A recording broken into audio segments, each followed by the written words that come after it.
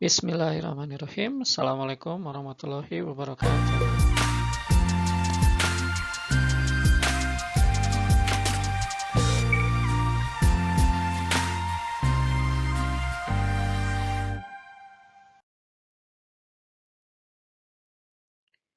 Oke, soal pertama ini tentang trigonometri ya.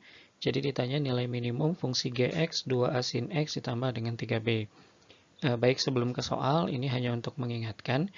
Jadi misal ketika saya punya fungsi fx sama dengan 5 cos x, maka nilai maksimum atau minimum itu nanti bergantung dari nilai cosnya berapa gitu kan ya. Nah, kita ingat bahwa di trigonometri nilai sin ataupun nilai cos berapapun itu di dalamnya gitu ya, itu minimal adalah atau paling kecil min 1 dan paling besar itu adalah sama dengan 1. Oke, berarti kalau kita lihat fungsi ini 5 dikali cos x, dia akan menjadi maksimum ya kalau cos x-nya itu yang paling besar, yaitu adalah 1. Sehingga nilai maksimumnya nanti akan menjadi 5. Begitupun ketika ditanya nilai minimumnya, ya kita akan gunakan nilai yang paling kecil, yaitu min 1. Sehingga nanti adalah hasilnya min 5. Oke, tapi kalau fungsinya seperti ini, min 5 cos x, ini akan maksimum justru saat kita gunakan nilai yang paling kecil, karena awalnya negatif nih. Jadi kita kali lagi dengan negatif, sehingga nilai maksimumnya 5. Dan nilai minimumnya itu saat cos x-nya kita pakai 1. Sehingga nilai minimumnya nanti min 5. Jadi maksimum atau minimum nanti bergantung dari angka di depan ininya berapa gitu ya. Apakah dia positif atau negatif. Nah, kalau kita lihat soalnya, di soal ini adalah fx itu sama dengan a cos x ditambah b. Nah, a di sini kita tidak tahu nih dia positif atau negatif. Sehingga harusnya sih ada dua kasus. Jadi kasus pertama, saat a-nya kita anggap positif. Jadi kalau a-nya dianggap positif, maka nilai maksimumnya berarti kita mengambil cos yang 1 gitu ya. Cosnya diganti 1, sehingga nilai maksimumnya menjadi A ditambah B. Di soal dikatakan nilai maksimum itu 6, sehingga di sini kita tuliskan sama dengan 6. Nah, kalau ditanya nilai minimumnya, ya kita gunakan yang cosnya min 1, sehingga nanti kita punya min A ditambah B sama dengan 2. Jadi kalau untuk di kasus pertama, saat A-nya lebih dari 0, kita eliminasi, nanti kita dapat nih nilai B-nya itu sama dengan 4, gitu ya. Saat kita sudah dapat B-nya 4, kita substitusikan ke persamaan pertama atau yang kedua, nanti kita akan dapat A-nya sama dengan 2. Oke, dengan demikian, kalau kita masukkan ke dalam fungsi gx, maka gx itu nanti akan menjadi 4 sin x ditambah 12. Jadi A-nya nanti sudah disubstitusi dengan 2, dan B-nya sudah disubstitusi dengan 4. Begitu ya, hasilnya 4 sin x ditambah 12. Di soal diminta adalah nilai minimum. Karena 4 itu positif, berarti sin itu akan minimum kalau kita gunakan min 1. Sehingga nilai minimum dari gx itu akan menjadi min 4 ditambah 12 sama dengan 8. Oke, di sini sih sebetulnya sudah ada jawabannya yaitu yang E, begitu ya. Oke, lalu bagaimana untuk kasus A-nya yang kurang dari 0? Nah, silakan saja Matters coba gitu ya, gimana kalau A-nya kurang dari 0. Hasilnya nanti akan sama juga 8. Baik, di soal yang kedua, ini langsung soal nomor 5 nih, yang masuk kategori mudah. Jadi ada soal tentang barisan geometri, A plus 1, A min 3 sama 2. Yang ditanya adalah jumlah 11 suku pertama yang mungkin. Baik, barisan geometri itu adalah barisan yang mempunyai rasio yang sama. Apa itu rasio? Rasio itu perbandingan antara suku kedua dengan suku pertama. Atau suku ketiga dengan suku kedua, dan seterusnya. Begitu ya. Jadi kalau kita tuliskan, R itu adalah U2 dibagi U1, sama juga dengan U3 dibagi dengan U2. Nah, selanjutnya dari informasi ini kita bisa kali silang nih, sehingga kita punya persamaan bahwa U2 kuadrat, jadi U2-nya dikali U2 gitu ya, U2 kuadrat sama dengan U1 dikali dengan U3. Nah, untuk mendapatkan A-nya, kita tinggal substitusi saja nilai U2, U1, dan U3-nya. Jadi kita peroleh U2 itu kan A min 3 ya, dikuadratkan dia akan sama dengan A plus 1 dikali dengan 2. Lalu kita urai, kuadratnya kita akan peroleh A kuadrat min 6A ditambah 9, itu nanti sama dengan 2A ditambah 2. Lalu selanjutnya kita tinggal rapihkan, jadikan ruas kanannya 0. Jadi kita punya A kuadrat min 8A ditambah 7 sama dengan 0. Sehingga setelah kita faktorkan, kita akan peroleh nilai A-nya itu sama dengan 1 atau A-nya sama dengan 7.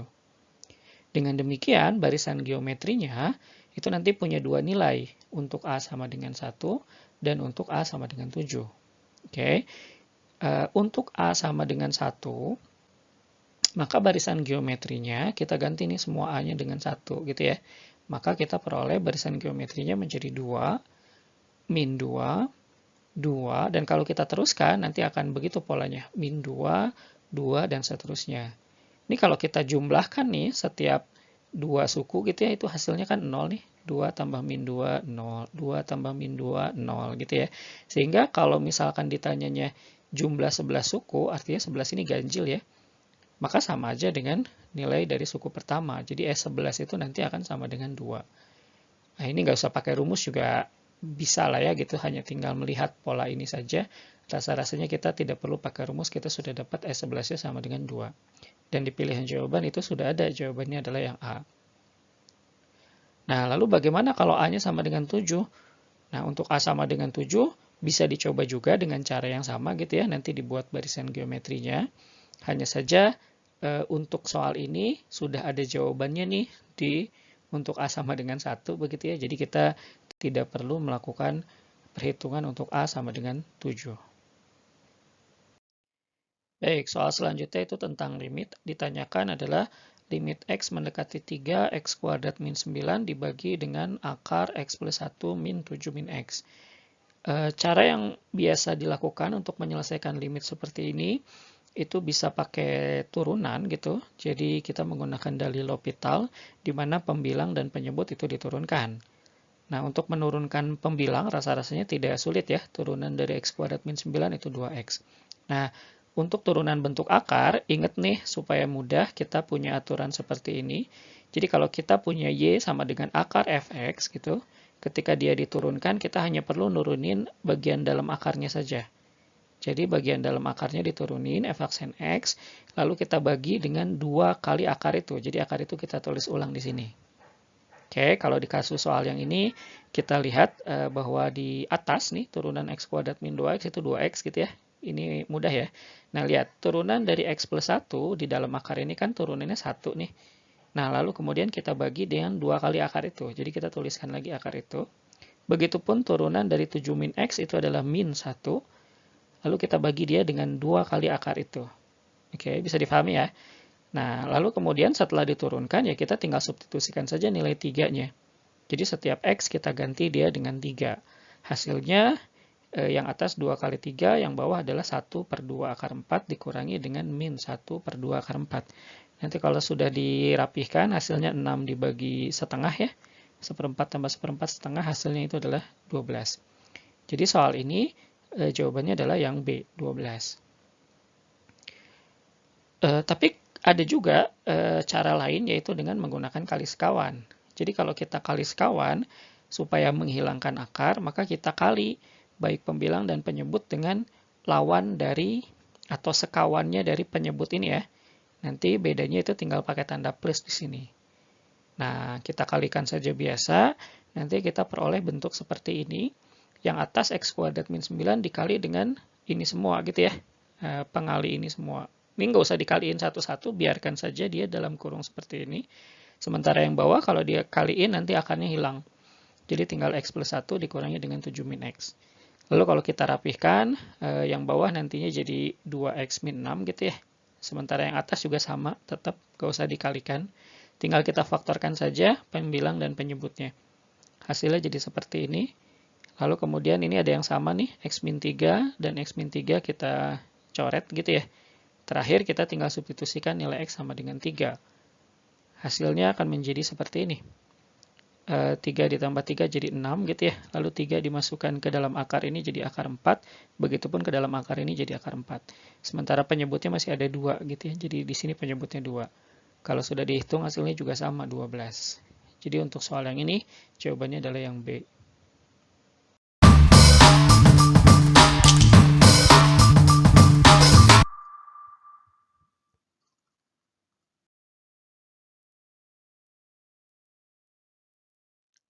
Baik, soal berikutnya itu tentang peluang.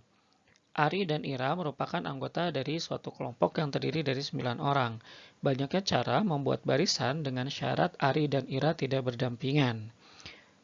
Baik, kita coba lihat dulu barisan untuk 7 orang selain Ari dan Ira.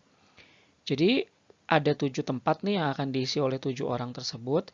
Di tempat pertama, maka kita punya 7 pilihan orang gitu ya. Jadi untuk menempatkan satu orang di barisan pertama atau di tempat pertama ini, kita punya 7 pilihan. Selanjutnya, di tempat kedua, karena tempat pertama sudah diisi, maka tempat kedua ini hanya ada 6 pilihan. Oke, bisa difahami ya. Maka tempat ketiga pasti cuma punya 5 pilihan gitu ya, dan seterusnya.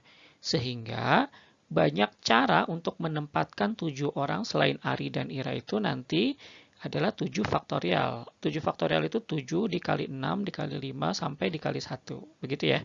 Jadi dia 7 faktorial. Nah sekarang pertanyaannya adalah gimana cara menempatkan Ari dan Ira? Karena Ari dan Ira itu tidak berdampingan gitu, maka posisi yang mungkin untuk menempatkan Ari dan Ira adalah di sini. Jadi ada 8 pilihan posisi untuk menempatkan Ari dan Ira. Oke, jadi bisa saja Ari di tempat yang sini, yang paling pertama gitu, lalu kemudian Iranya di tempat yang paling terakhir. Ataupun Arinya di tempat yang kedua, Iranya di tempat pertama gitu ya. Ini bebas, tapi yang pasti akan ada 8 tempat untuk kita menempatkan Ari dan Ira. Oke. Kalau kita tempatkan Ari dulu gitu ya, Ari, maka dari 8 tempat ini, Ari ini bebas dimasukkan di mana saja. Dengan demikian, Ari itu punya 8 pilihan tempat. Oke. Setelah Ari kita masukkan gitu ya, atau kita masukkan ke dalam barisan, maka kan salah satu dari 8 tempat ini tuh sudah terisi tuh sama Ari. Sehingga Ira itu posisinya mau nggak mau hanya tinggal punya 7 pilihan. Jadi nanti kita kalikan lagi untuk Ira itu tinggal bersisa 7 pilihan. Sehingga totalnya, total banyak caranya itu ya 7 faktorial dikali 8 dikali dengan 7. Nah itulah banyaknya cara dari 9 orang ini baris gitu ya dengan syarat Ari dan Ira tidak berdampingan. 8 dikali 7 faktorial ini sama aja jadi 8 faktorial. Oke, sisanya tinggal dikali dengan 7. Sehingga totalnya itu adalah tinggal 8 faktorial dikali 7. Atau kalau di pilihan jawaban yang ada adalah 7 dikali 8 faktorial. Sehingga untuk soal yang ini, jawaban yang tepat itu adalah yang A. Baik, soal nomor 8 ini soal tentang lingkaran. Jika panjang jari-jari lingkaran ini gitu ya adalah 2 kali panjang jari-jari lingkaran ini, maka panjang jari-jari lingkaran yang lebih besar adalah gitu ya. Baik, ingat dulu nih tentang persamaan lingkaran. Jadi kalau bentuk umum persamaan lingkaran kan x kuadrat ditambah y kuadrat ditambah ax ditambah b ditambah c sama dengan 0. Nah, panjang jari-jari itu dirumuskan sebagai berikut. 1/4 a kuadrat ditambah 1/4 b kuadrat dikurangi dengan c. Kalau ini sudah bisa, maka untuk lingkaran yang pertama, yang bentuknya seperti ini, maka kan posisi C-nya itu adalah min 4 ya. Sehingga jari-jarinya itu nanti akan menjadi akar dari 1/4 A kuadrat ditambah 1/4 B kuadrat ditambah 4. Oke, bisa difahami ya. Lalu untuk lingkaran kedua pun sama. Bedanya hanya di C-nya. C-nya di sini plus 17, sehingga nanti R2-nya akan menjadi seperti ini. Oke, di soal dikatakan bahwa lingkaran pertama itu jari-jarinya 2 kali lingkaran yang kedua. Dengan demikian kita punya R1 itu sama dengan 2R2. Nah, karena R itu dalam bentuk akar, maka supaya lebih mudah kita coba kuadratkan nih. Jadilah kita punya R1 kuadrat sama dengan 4R2 kuadrat. Gitu kan ya. Kita coba masukkan R1 kuadrat, berarti akar di sini udah hilang ya. Tinggal 1/4 A kuadrat ditambah 1/4 B kuadrat ditambah 4. R2 kuadrat pun demikian. Akarnya hilang menjadi seperti ini. Kalau kita kalikan 4 dikali dengan yang di dalam kurung ini, maka kita punya bentuk seperti ini. Yang kiri itu masih tetap, sementara yang kanan itu A kuadrat ditambah B kuadrat min 68. Lalu kita tinggal rapihkan nih, kita kumpulkan A kuadrat B kuadrat di ruas kanan. Lalu kemudian nih konstanta min 68 ini kita pindahkan ke ruas kiri. Jadinya seperti ini. Oke, lalu kemudian ini sampai di sini sih sebetulnya bergantung ya, bergantung dari soal mau diapain gampangnya gitu.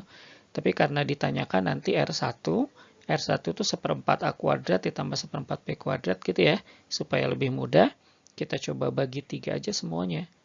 Setelah dibagi 3, hasilnya akan menjadi seperti ini, bahwa seperempat A kuadrat ditambah seperempat B kuadratnya itu sama dengan 24. Jadi kita tinggal substitusi aja nih, seperempat A kuadrat ditambah seperempat B kuadrat jadi 24. Hasilnya menjadi seperti ini. Akar 28 kalau disederhanakan jadinya 2 akar 7.